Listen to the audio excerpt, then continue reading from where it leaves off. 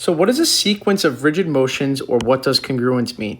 So a sequence of rigid motions means just transformations really combined. So it might go under a reflection, then a rotation, a translation, and then a reflection. It doesn't matter. We're just doing more than one transformation to an image. And then obviously you guys know congruence is when that shape is the same size, which is a simple way to look at it, after we do any transformations to it. So let's take a look at number one. Let's look at a rule to describe each transformation. So just a quick review here. If we did a rotation here of 180 degrees in the negative direction, so rotation of negative 180, that would get us to that image here. So again, we always look where the letters don't have primes. Now I know it might be a little harder to see here, but this one down here is our original. And if you rotate that negative 180, so here's our negative 90 and then negative 90, it's a total rotation of negative 180 to get us to that image. So let's look here. Here is my pre-image, and then somehow I get to this triangle over here. So what we did here was, all we did was rotate negative 90. So if you were to rotate that triangle this way, negative 90 degrees, sorry, just waiting for this to save here so I could start drawing again, it would get to there. So then number two, you would look at this and think, oh, wow, this might have just rotated here to here, but you have to realize that this is a different direction the shape is facing here. This is a trapezoid that we are transforming. So if we take a look at that, this would not be able to be accomplished without a rotation. So here's where our combinations of transformations come in. So here is our original figure. Now, the first thing we did was we had to have translated somehow down this way and then change our y values to get to here. So this might actually just be a transformation by itself, or a translation by itself. So for g to get to g prime, we went down 1, 2, 3, 4, 5, and then over 1, 2, 3, 4, 5, 6, 7. So we went down 5 and to the right 7. So let's see if that's the same for all of our points here. So let's see how h gets to h prime. Down 1, 2, 3, 4, 5, and then over 1, 2, 3, 4, 5, 6, and 7. So it looks like it's following suit here of a translation of negative 5 and 7. So if we checked all our points, that would follow suit. So here we have a translation, and with our vector notation, of negative 5, 7. So all we're doing is shifting the x values down 5 and our y values to the right 5. And then finally here, it looks like we have a translation from this triangle here, it's not triangle, rectangle, to this rectangle here. So let's see how much we change. Let's look at L. Oh, be careful. This actually is a reflection, because look, there's no possible way that I can get the K to flip over to here with K without a reflection. So we reflected over this line, x equals 1. So here's where you have to be careful. This may look like just a translation because this moved to here, but that's not necessarily the case. Think about it. If you folded your paper up, L would end up on L prime, K would end up on K prime, and vice versa for all the other points. So this is a reflection over the line, x being 1. So let's take a look at our sequence of transformations in numbers 5 and 6. So for number 5, we started out with this rectangle down here because this has no primes attached to it.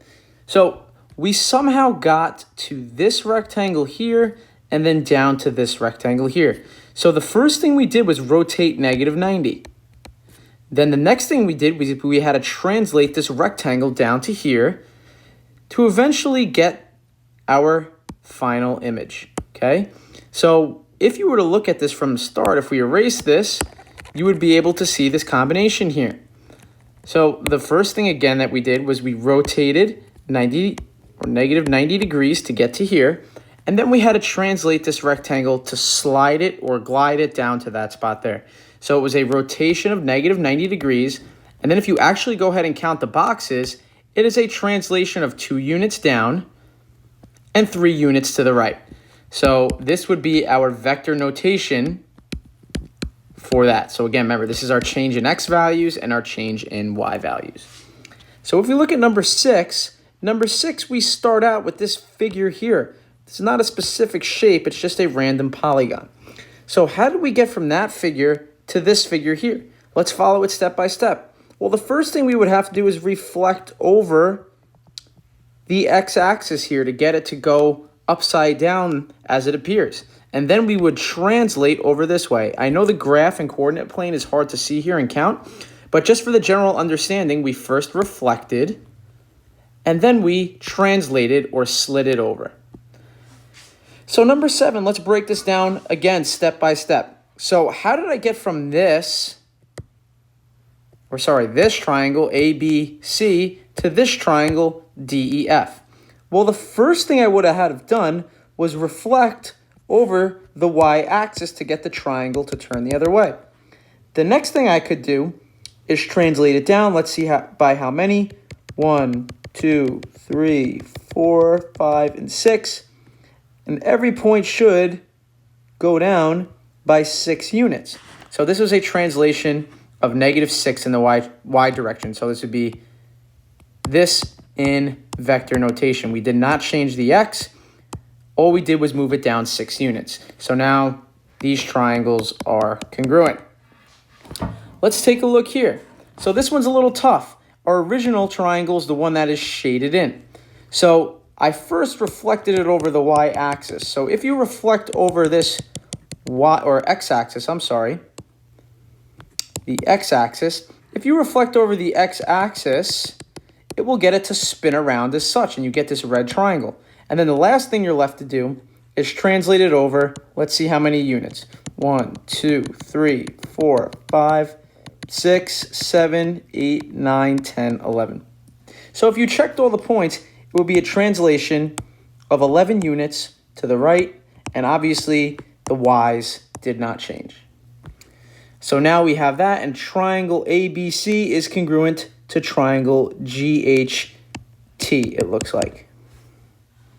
So let's take a look at some more examples here about sequences of rigid motions. So the pre-image is this one here, this rectangle. So how did I get this rectangle to end up in this quadrant down here? Well, this would require 2 transformations.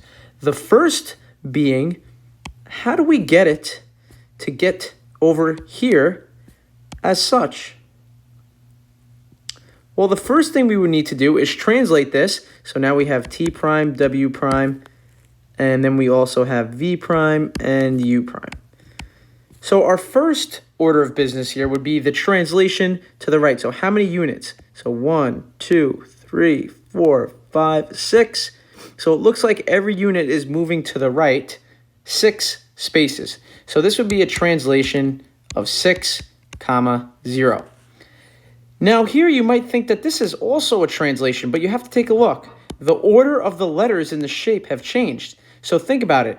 How do we get this W to get flipped around to get to here? Well, we would have to then reflect over this x-axis. So it would be a reflection over the x-axis, and that would get us that rectangle down there. So let's go ahead and take a look at number 2. Number 2, this is our pre-image, this 4-sided polygon ABCD. Now, you would think that this is just a rotation of 180 degrees, but what we have to realize is that the letters here actually shift around in this third quadrant. So the first thing we're going to need to do is rotate it 90 degrees to get to this quadrant. So a rotation of 90 degrees we're going to start out with. And when we do that, we're going to get this. This is going to be our new C. Then we rotate here. We're going to get this point as our new A.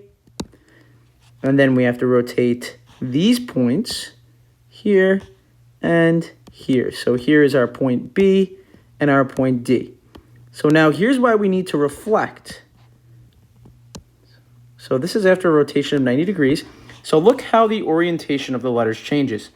The B ends up on the bottom here. This image here does not have the B on the bottom. So that will require us to then reflect over the x-axis to get that to change. So this sequence would be a rotation of 90 and then a reflection over the x-axis. Let's take a look at the image below.